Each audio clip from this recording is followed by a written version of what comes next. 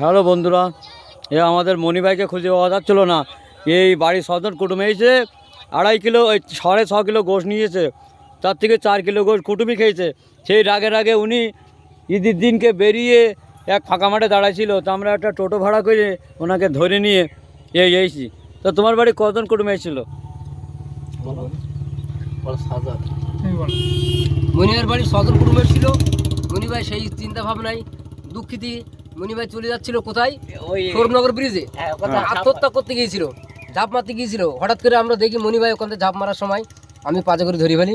ধরার পরে মনিভাই বললাম, মনিভাই কষ্ট পেও না, 6 কেজি গোশ খেয়েছে, কুটুমি খেয়েছে, তুমি কেন কষ্ট পাচ্ছ? মনিভাই জাইমেকের বাড়ি নিয়ে যাচ্ছি।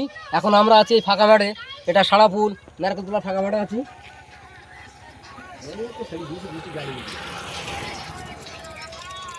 তোমার কিছু বলার থাকলে বলো, তুমি বলো, কথা বলো। তোমার বাড়ি যে কুটুম এসেছে, কুটুমটা তুমি কুটুম এসে তুমি কি সন্তুষ্ট? তুমি কি চেনো? শোনো, তুমি কি চেনো কুটুমকে? না, তুমি তোমার রাগ হচ্ছে? না, কোনো রাগ নেই। কোনো রাগ নেই তো? ওই বিষয়ে কোনো রাগ নেই তো? আমি কি বলছি, তোমার বাড়ি কুটুম এসেছে হাজার, তুমি কি তাতে অসন্তুষ্ট না সন্তুষ্ট? সন্তুষ্ট আছো ভাই তুমি? হ্যাঁ, মনিভাই সন্তুষ্ট আছে, কোনো সমস্যা নেই। ওরকম গোশ এখন মনিভাই ওরকম গোশ আমাদের চেকপোস্টে কি যায়, আধার কার্ড দিয়ে, আমরা তো ওখানে থাকি, আধার কার্ড দিয়ে চেকপোস্টে গোশ নিয়ে যাই। মনিভাই দুঃখ নেই, আমরা 4 জন মিলি মনিভাইয়ের ওই আধার কার্ড দিয়ে 6 কেজি গোশ নিয়ে যাবো আজকে সন্ধ্যাবেলা। বিএসএফের বলা হয়েছে।